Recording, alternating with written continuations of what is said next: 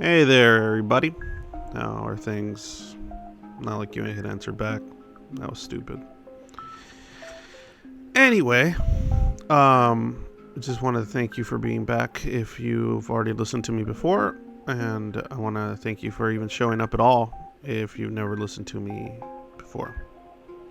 Um, if you do end up liking whatever bullshit comes out of my mouth, please go ahead and subscribe, like, hate, comment, or whatever you would like to do. Any kind of interaction with the channel is useful. Also, follow Twitter, follow on, well, I would say Parler, but that's pretty much gone now. Follow on Facebook, the page, if you already haven't. Or if, well, you probably haven't, because the Twitter, man, my Twitter thing is like empty. I got like 16 followers, and I'm like, come on. Like, the reason I want more on there isn't because, like, I don't give a shit about how many followers. I just want to have some interaction with some of my small audience. So the handful of people that actually do listen to this when it comes out, just make some vacant Twitter account if you want to, and then just follow me on there. It's under the same name, that's Schizoid Angst. And then that way, if I post stuff regarding, ideas for the channel, or if I post stuff, well, anything, I can kind of communicate with you guys, because I actually give a shit about what you guys think about what direction I should take some of this stuff in. Anyway, that's enough of that bullshit.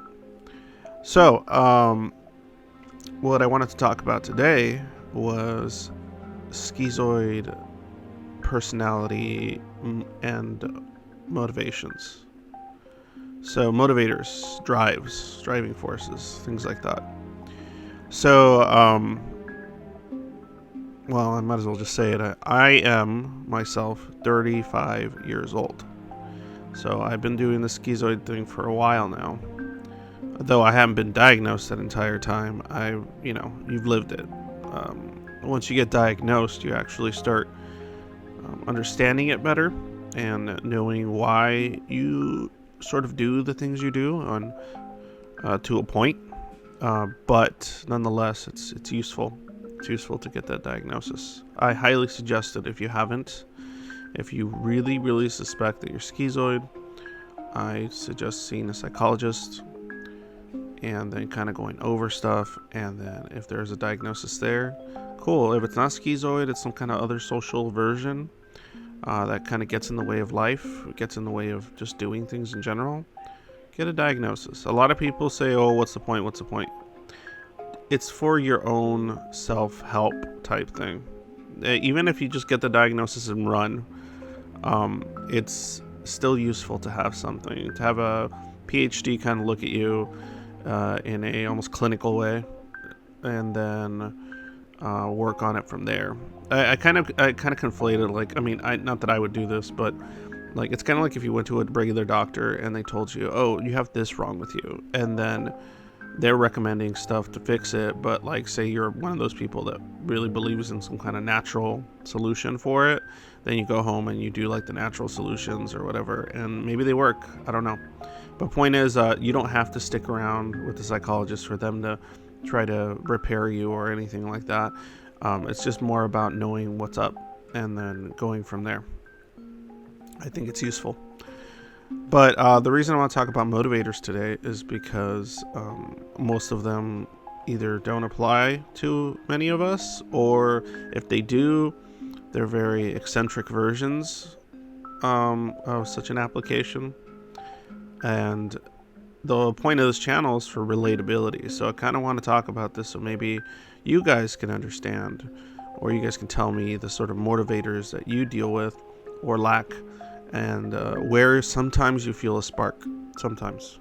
Not always, but sometimes. And then I want to discuss further one particular motivator that isn't listed on here.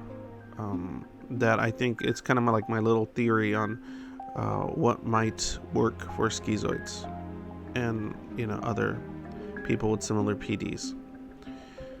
I always like to mention that because I always like to include not just schizoids, because I know there's a lot of comorbid stuff that can kind of coexist with this personality disorder as well as any other. Okay, so power. The desire to influence, including leadership. Intrinsic feeling, efficacy. Okay. So for myself, power is interesting. I don't actively seek it, but I do find it desirable at times. Not so much because I want to like be a leader or anything like that. I definitely don't want to be that. But I like power in some settings, if you catch my drift, with the wife and such. And in that department, that can be particularly enjoyable. Outside of that department, power is just fun. Whether it's a video game or whether it's just in a conversation or something. It's just a matter of being able to enjoy it, and if the power is being responsibly used, it can be really fun. And also inside my internal fantasies, my internal world, there's a lot of power fantasies and things like that. Of course, it's something enjoyable. This is what's funny to me. I think a lot of these motivators significantly exist inside of our internal kind of fantasy sort of worlds, especially as a schizoid, but we have no motivators, or we have a lack of motivators out into the external world. So I find it so interesting, and that's kind of what I want to tap into more. I want to kind of figure out how that functions, how we can get some of those internal motivators to show themselves externally somehow. I know it sounds like a really difficult task, but hey, why not? Fuck it. Let's try it. Okay, curiosity. Desire for knowledge. Wonder. Oh, that's a big one for me. It's definitely a motivator because I love learning. I love learning about the world around me. I love learning about the world inside of me. I just love learning about the past, the future, anything. That's why I have such an interest in the occult, such an interest in history, because I like knowing about what happened, how it happened, why it happened, and then just kind of gathering all that information and then using it in some practical or useful way in order to analyze or determine outcomes of other things, not necessarily associated to the source of that original knowledge. So that's why I like philosophy and things like that. Does it motivate me? Like, do I actively seek it? I would say I do, because it requires very little energy. It doesn't require me to like do that much in order to get it. So, especially with the internet and everything. But the one part of my drive for knowledge that I guess is unique is that actually motivates me to socialize is that I know that I am not like the reservoir of all information. Other people have plenty of information I am ignorant of, and so I like having conversations on various topics because I learn. It's probably why I also enjoy YouTube so much, because I can learn from other people's perspectives that they upload and channels. And I'll listen to like 6-7 hour like podcasts and conversations. I don't care, because there's just so much there to take in and break down. But that's the thing, talking on or listening to YouTubers or talk about philosophy and history and politics and whatever else, that only goes so far. So that's kind of why I'm doing this, so I can actually maybe converse with some of those people or anybody else. I don't need them to be a tuber. I don't care about that. I just want to have conversations on interesting topics through the schizoid perspective. Independence. Desire to be autonomous. Freedom. This one's interesting because it kind of motivates a lot of schizoids to not interact with people. So it is a motivator of some kind, because I don't think it's the feeling of freedom perhaps for some of you, but it's more the desire to not rely on other emotional people, because then oftentimes it leads to either further problems or it leads to less than optimal solutions for whatever it is that you're trying to get to. Status, desire for social standing, feeling self-importance. Social standing, what's interesting about that is like stuff like money or status.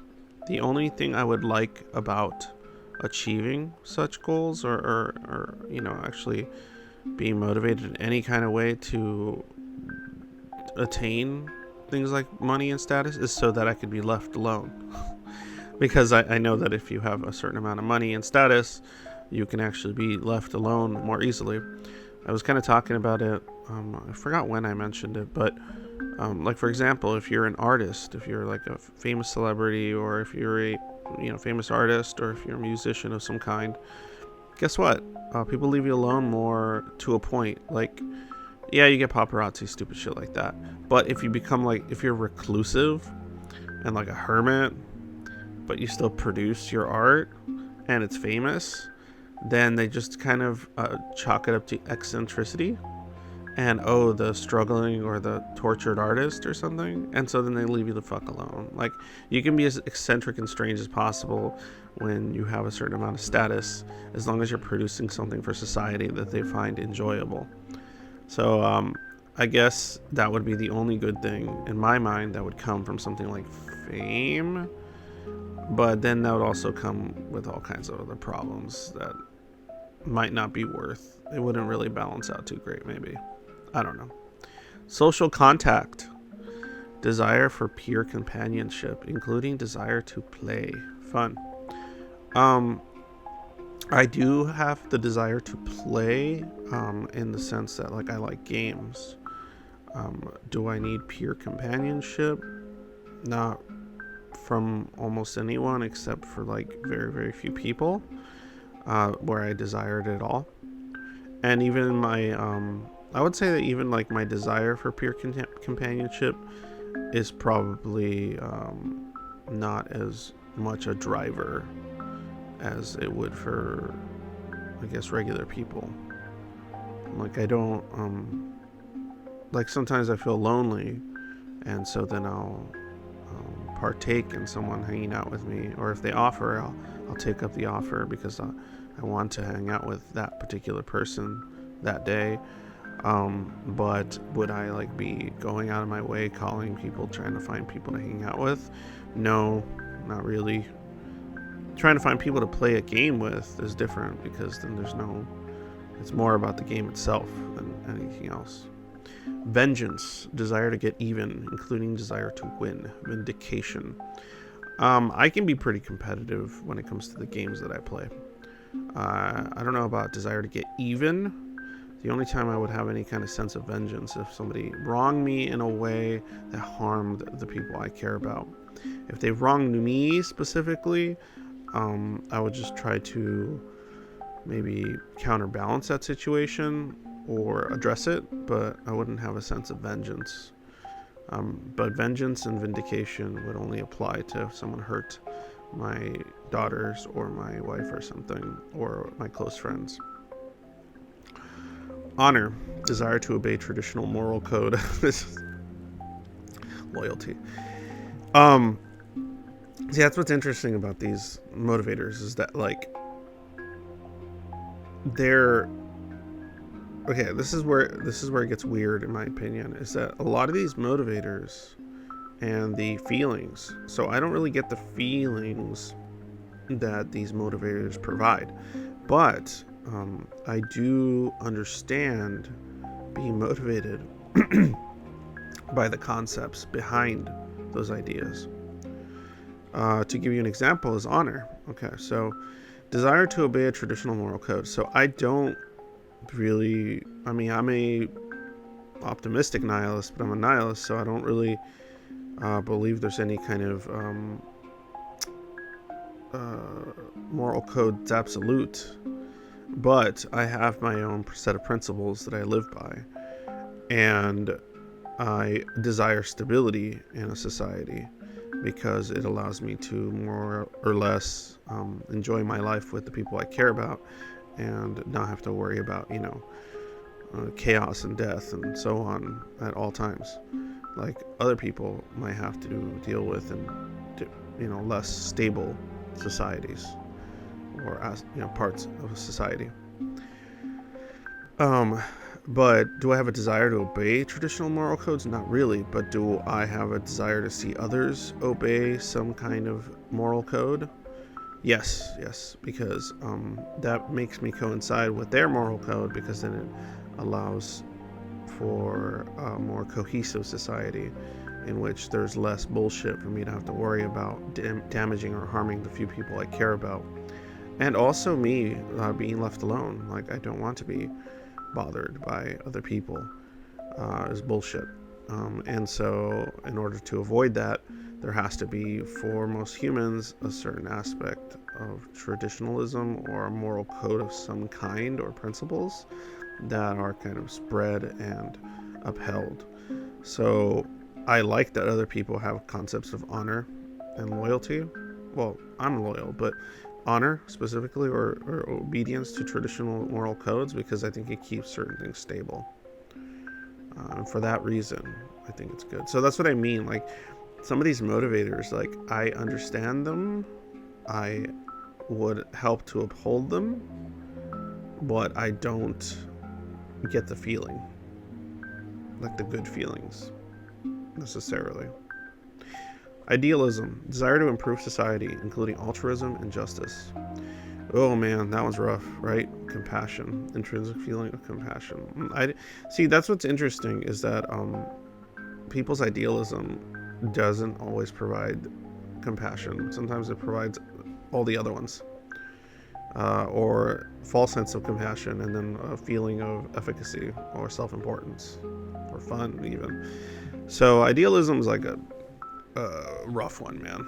That's a rough one, especially in today's kind of Western sort of society. It's all fucking crazy all over the place, driven by idealism. So I wouldn't call myself an idealist, because I'm pretty black-pilled when it comes to like other human beings and their ability to actually improve things, and their ability to transcend very narrow perspectives of reality. So because of that, I don't really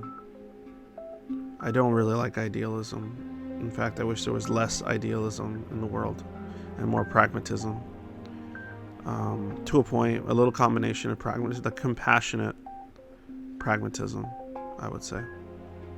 That's the best way I can think of putting it. Physical exercise, desire to exercise muscles, vitality. Okay, so that's only been recently, in the last couple of years. I got on that keto diet thing. A lot of people were like, wow, how do you do it? So much willpower, blah, blah, blah. I'm like, no, it's just easier. It's kind of funny because, like, at first it was kind of a pain because, trying to find only certain foods you can eat, if you know anything about keto. But I'm like, okay, so all I have to eat is meat, take my vitamins, MCT oil, and protein sources and fat sources and stuff like that. And okay, that's easy. Like, that's less stuff that I have to even think about having to eat. And less, it just kind of rolls out stuff like sweets and everything because there's no sugar. You got, basically, it's like little to no carbs at all. So that's less choices, which almost feels like less energy to decide on what to eat. But in any case, it made me lose a lot of weight. And then because I lost a lot of weight, I wanted to exercise. And then I did.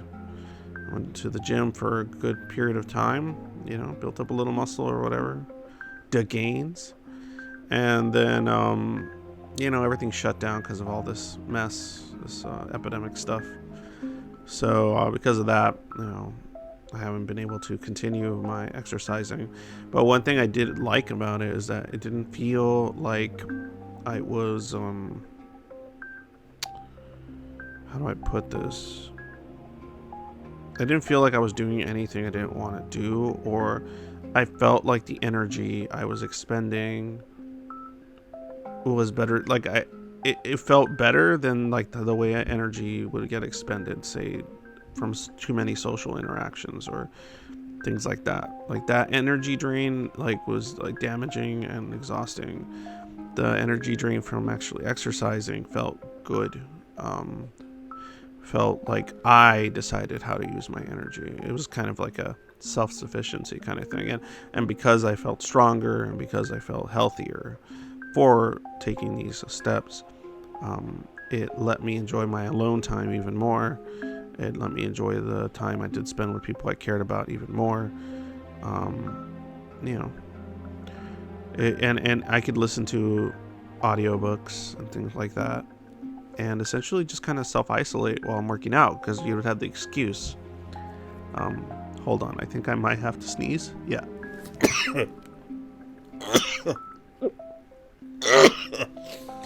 Okay. Laugh at my sneeze if you like. I'm not going to remove it from the recording. So, as I was saying, yeah, muscles or exercise. So it was cool, and I would highly suggest it for a lot of you schizoids or whatever socially averted situation you're in. I would highly suggest exercise, because you could just put on your headset and you work out and you break your sweat and you feel pretty good after, because the shower is great afterward. You get some dopamine, sort of like some good feelings. Like a nice little rush sometimes from working out real hard, and it kind of feels like a feeling, but it feels good. And then I would say the best part is that when you're working out, no one expects you to talk to them, or no one expects that you need to, like, you could say, "Oh, I'll be back. I'm gonna go work out for like an hour," and for that hour, you have the perfect excuse for isolation. Of every kind, and you just listen to whatever you want to listen to, whether it's music, whether it's a book or a conversation or a podcast or something. It's your time. It feels good. I like it. Romance, desire for sex, including courting, lust. Okay. So the only romance I personally need is with the wife. Desire for sex, or my sex drive, I find it to be much more separated than this concept of romance. As a guy especially, you need to do some maintenance sometimes. So I kind of consider it more that than anything, because there are sex drives, but they're not. I think like my own sex drives don't really like motivate me to seek out sex all the time or anything like that. I would say if my partner is available and the time is right, like, the kids are asleep and stuff like that, then absolutely, that is the primary or the prime choice. But otherwise, kind of solo stuff is fine just for maintenance purposes. But these sort of ideas of maintenance might not apply to female schizoids or people. So I don't know how a female schizoid would feel about this desire, because I know that with my wife there's more of an emotional connection to the idea of that motivator. There has to be an emotional situation. So in other words, if she's in if everything's going good that day and it's just a regular day, then it's a higher chance for that drive in herself to be active. But if it's a particularly bad day, obviously emotionally it reduces significantly. But in my case, as a male, perhaps it's kind of indifferent, because like I could have having a garbage day and then just not care, and just I gotta get the maintenance done, like, because it almost feels like a buildup of some kind that you just had to take care of. Anyway, I know it's a little graphic, sorry, But that's how I see that.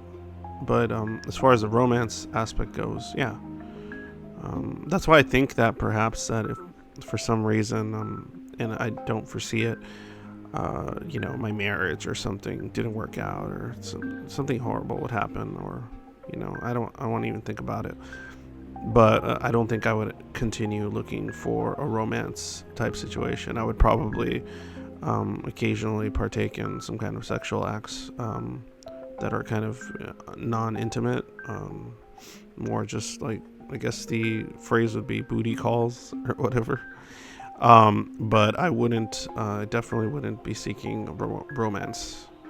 No, I think this is my one and only relationship that I'm gonna want to have. Like relationship, like intimate relationship. In any case, family, desire to raise own children, love. Okay, so this one's interesting too. For myself, I never had the desire to have a family. I never was close to my own family very much because I felt so disconnected from everything and different. But when I found my wife, well, my now wife, and I fell in love with her, even then, initially, I was like, I don't know if I can raise children. I don't know if I would be able to connect to my kids, because I felt always kind of like the one, it was still, you're still schizoid, even if you don't have the diagnosis. You have that feeling of like, I don't know that I want to take care of another human being and deal with all the repercussions of and all the energy expenditure of taking care of another human being, and I don't think I could do it, things like that. But at some point or another, I decided if I can love my now wife, I can also love a child or something that came from my love for her. And so when we had our first child, yeah, it was awesome. Because I loved her, what we created also felt like love. And then the love developed. And so now I have 2 kids, and I love them both very much. And it's actually really cool. And I do get the intrinsic feeling of love. And honestly, that it is that feeling that has pushed me to improving myself and my life for them, because I would say that love I experienced through them is what gave me hope to keep living and enjoying some aspects of life outside of my internal world and my fantasies. It was an external source of good feelings. Order. Desire to organize, including the desire for ritual stability. I think that one's, yeah, I like order. I would say it's a good motivator because order means stability. Stability means calm. Calm is good. Tranquility is good, which we'll get to. So I would say order is definitely a motivator for myself, probably for a lot of you, because order means quiet and calm, which is usually desirable. That's why I care so much about social order, without the moralistic attitudes. I'm just interested in making sure things stay stable. No, it's not an idealistic thing. I don't think that, that's what I can't stand, is people that are idealistic and they want to cause disorder, like chaos, in order to achieve their idealistic utopias. That's completely fucking insane to me. Eating, desire to eat, satiation, avoidance of hunger. Well, yeah, we all have to eat. There's some stuff I think is really tasty.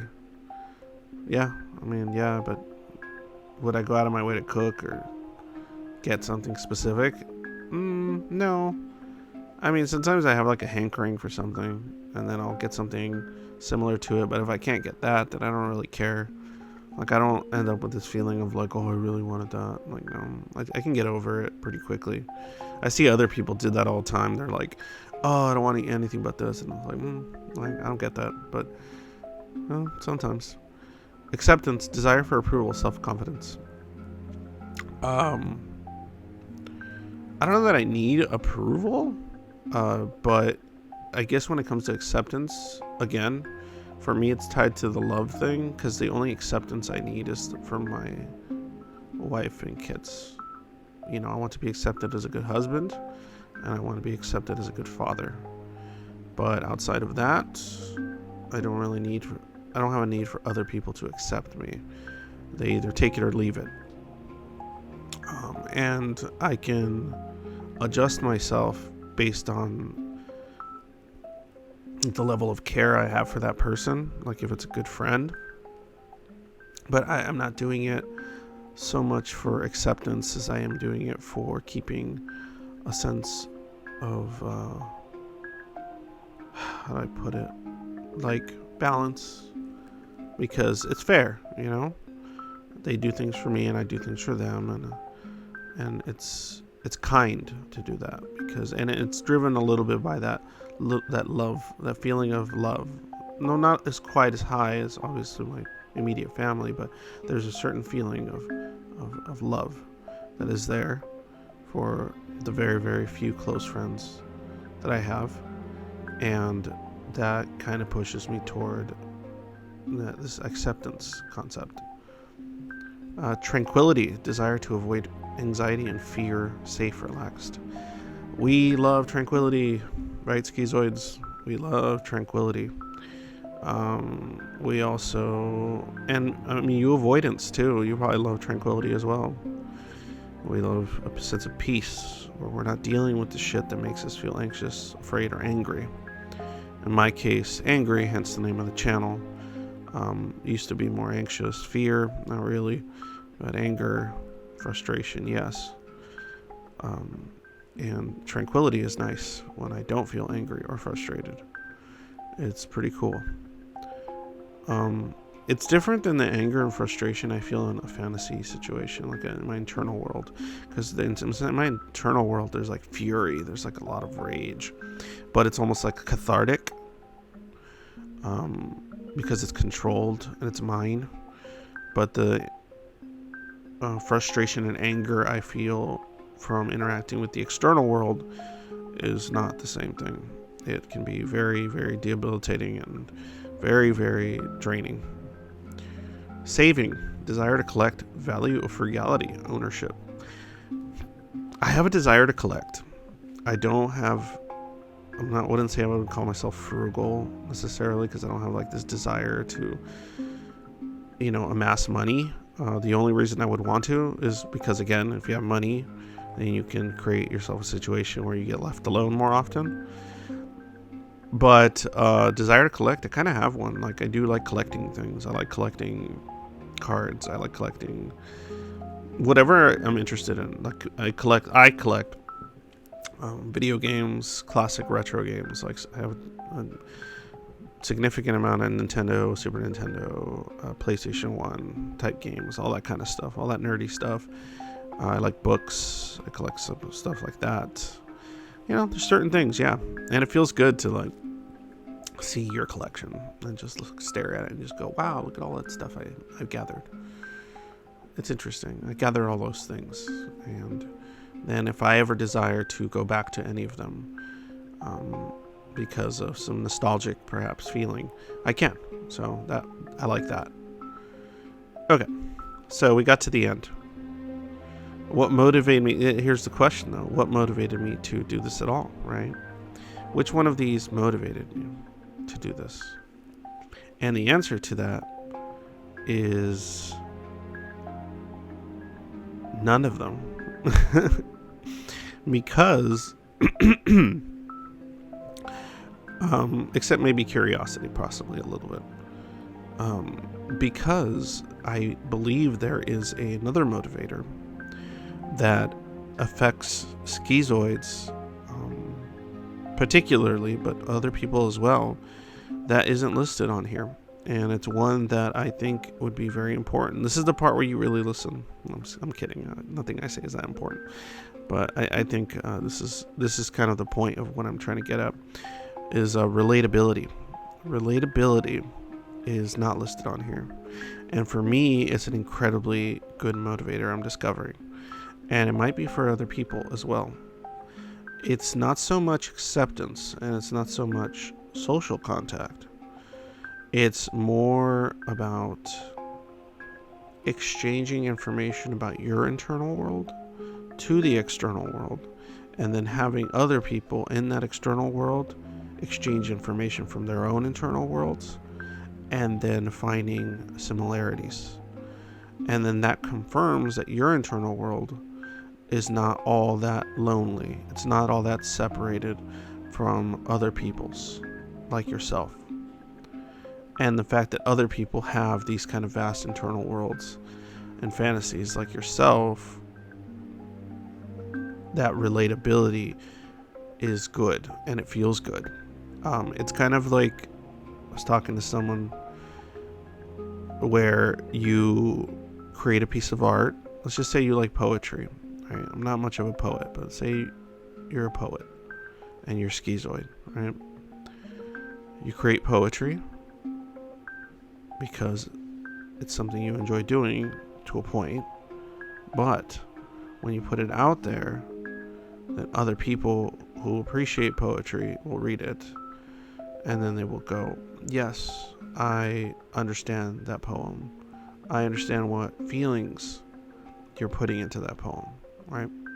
And if they're also, like yourself, maybe schizoid like yourself or similar, then they could also tap into how you perceive those feelings, or how those feelings translate inside your mind.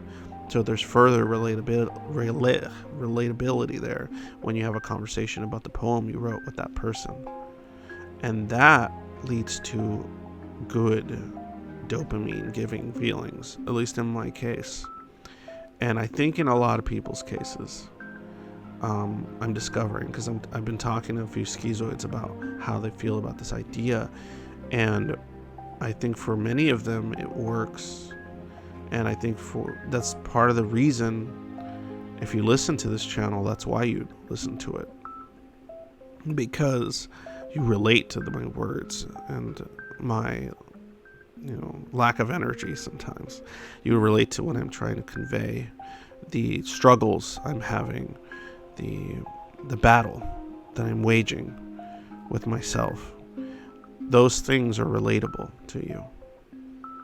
And if somebody creates art that is relatable to you, both the artist as well as the viewer, if they're both aware that their life experiences are similar, they can find that connection. And it's a form of human connection that I think is more acceptable for someone like a schizoid, because it doesn't require a certain degree of intimacy, and it doesn't require an emotional exchange. It's but it exists. There is an emotional exchange. It's just one that is subtle, comfortable, but satisfying. And I think that relatability between individuals, especially when you're like myself, is vastly important in comparison to so many of these other motivators that would conventionally drive most people, but in our case maybe doesn't. Or what's interesting too is, like I said, these motivators exist within even a schizoid. It's just that they're more attached to your internal world that you've constructed, your kind of fantasy world. And so because of that, you're unwilling or incapable of externally producing those motivators outside of the realm you've created. But by having relatability to others, then boom, all of a sudden those motivators can exist externally a little better. Or not exist externally, but they can be shared externally. You can share your motivator of power with another human being by displaying that motivator via your internal, an external display of your internal world.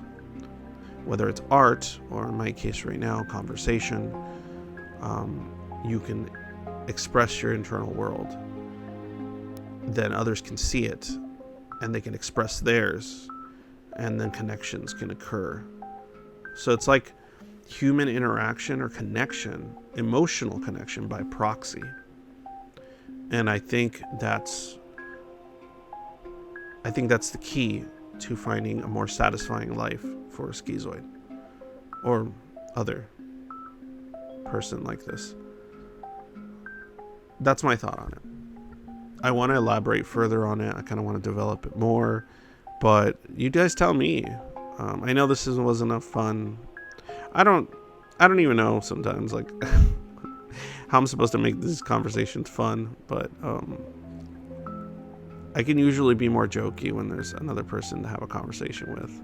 I can't really just be making too many jokes by myself. It feels weird.